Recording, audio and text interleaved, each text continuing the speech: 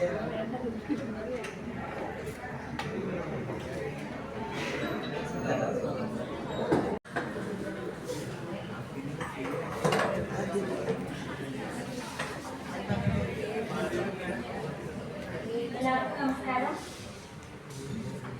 കൊല്ലം medical കോളേജും model palliative care ഡിവിഷനും ചേർന്ന് നടത്തുന്ന കെയർ ഗീവർ ട്രെയിനിങ് പ്രോഗ്രാമിന്റെ ഉദ്ഘാടന സമ്മേളനത്തിലേക്ക് അധ്യക്ഷത വഹിക്കുന്നതിന് നമ്മുടെ മോഡൽ പാലിയേറ്റീവ് കെയറിന്റെ നോഡൽ ഓഫീസറായ ഡോക്ടർ യാദവ് ഒരു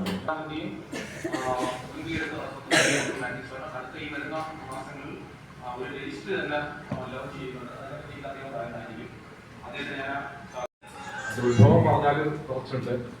ഈ കോളേജ് 2016 ESI കോർപ്പറേഷൻ ഏറ്റെടുക്കുമ്പോഴും കേരള ഗവൺമെന്റ് വളരെ ചുരുങ്ങിയ ഇൻഫ്രാസ്ട്രക്ചർ തുടങ്ങിയപ്പോഴാണ്. എങ്കിലും 2016 അവസാനം നമ്മൾ ഇന്ത്യൻ പാലിയേറ്റീവ് കെയറിന്റെ ഇന്ത്യ സ്പന്ദന പരിചരണത്തിന്റെ പിതാവായ ഡോക്ടർ MR രാജഗോപാൽ വന്നിവിടെ ഒരു പരിശീലന ക്ലാസ് 2018 സംബന്ധിച്ചിട്ടുണ്ട്.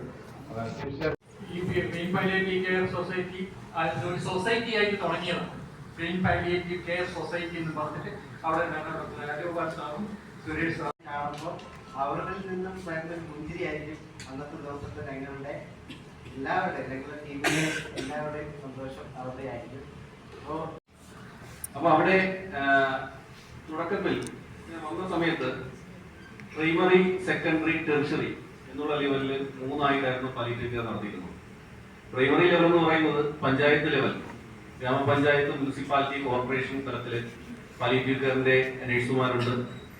ആ നഴ്സുമാര് അവര് നമ്മുടെ രജിസ്ട്രേഷൻ ഫുള്ള് നടക്കുന്നത് അവിടെയാണ്. രോഗികൾ നമുക്ക് രജിസ്റ്റർ ചെയ്യാനുള്ള സാധ്യത ഏറ്റവും കൂടുതൽ. അവിടുന്ന് ഗുരുതര രോഗങ്ങൾ, കൂടുതൽ അഡ്വാൻസ്ഡ് കെയർ ആവശ്യമുള്ളവരാണ് സെക്കൻഡറിയിലേക്ക് റെഫർ ചെയ്യുന്നതായ deputy superintendent MCH Kollam doctor A.K. Gopakumar സാറിന് എല്ലാവിധ നന്ദിയും പാലിയേറ്റീവ് കെയർ ഡിവിഷന്റെ നെഞ്ചിലേക്ക് അറിയിക്കുന്നു.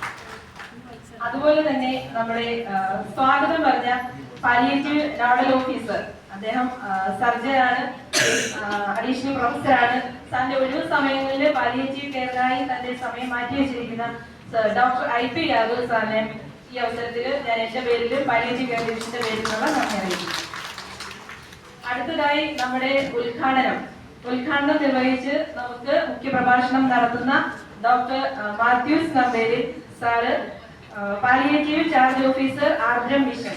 സാറ് പറഞ്ഞതുപോലെ നമ്മുടെ നാളേക്ക് നമ്മൾ ഒരുക്കി വെക്കുന്ന സംവിധാനമാണ് പാലിയേറ്റീവ് കെയർ. ഓക്കെ, നമ്മൾ എല്ലാവരും ഓർത്തിരിക്കേണ്ട കാര്യമാണത്. നമ്മുടെ നാളേക്ക് നമ്മൾ കാര്യക്ഷമമായി ഒരുക്കി വെക്കേണ്ട ഒരു സംവിധാനം തന്നെയാണ് പാലിയേറ്റീവ് കെയർ. അപ്പോ സാറിന് നല്ല ദൂരത്തിൽ സഞ്ചരിച്ചു കുറച്ച് സാർ പറഞ്ഞു, എല്ലാവരും ഇത്രയും കറക്റ്റായിട്ട് എത്തുമെന്ന് സാർ വിചാരിച്ചില്ലാന്ന്. അപ്പോ സാറിന്റെ പ്രസൻസിന് സാറിന്റെ എല്ലാത്തിനും ഒരുപാട് നന്ദി, സ്നേഹവും ഞങ്ങൾ അറിയിക്കുന്നു. പിന്നെ നമ്മുടെ ആശംസാ പ്രസംഗം നടത്തിയ doctor Benny, deputy superintendent MCH കൊല്ലം. സാർ ഇവിടെ ഉണ്ട്. അപ്പൊ ഇവിടെ നിങ്ങളുടെ ആ പ്രദേശത്തുള്ള ബുദ്ധിമുട്ടുന്ന രോഗിക്ക് അവരുടെ ഒരു ബുദ്ധിമുട്ട്, ഒരു ഫിസിക്കൽ സിംറ്റം ഉണ്ടെങ്കിൽ, ഒരു ഛർദിയുണ്ട്, വേദനയുണ്ട്, അതിനൊക്കെ എങ്ങനെ പരിഹാരം കാണുന്നത് ഡോക്ടർ പറയും. അതിനുള്ള മരുന്ന് നമുക്കൊക്കെ പറഞ്ഞു തരാനായിട്ട് പറ്റും. അങ്ങനെയുള്ള നേഴ്സിംഗ് ട്യൂബ് മാറ്റി അവിടെ നിന്ന് മാറി കൊടുക്കാനായിട്ട് പറ്റും. അങ്ങനെയുള്ള പല കാര്യങ്ങളും ഇവിടെ ചെയ്യാം. പക്ഷെ ഭൂരിഭാഗവും പുറത്ത് തന്നെയാണ്, സമൂഹത്തിൽ നിന്ന് തന്നെ ചെയ്യാനുള്ള കാര്യങ്ങളാണ്. അത് നന്നായിട്ട് ചെയ്താൽ തന്നെ രോഗിക്ക് നല്ല ആശ്വാസമുണ്ട്. അതിന്റെ കൂടെ ഞങ്ങൾ നിൽക്കുമ്പോൾ അത് വലിയൊരു വ്യാപ്തിയുണ്ട്.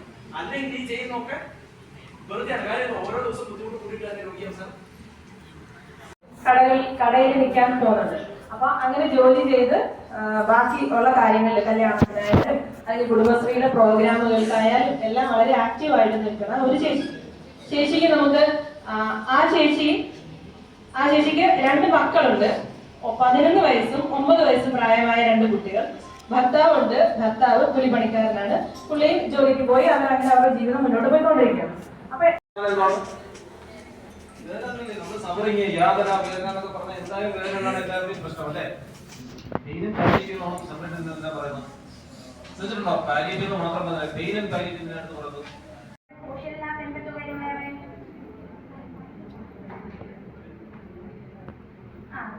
ജോലി വിഷമമാവും.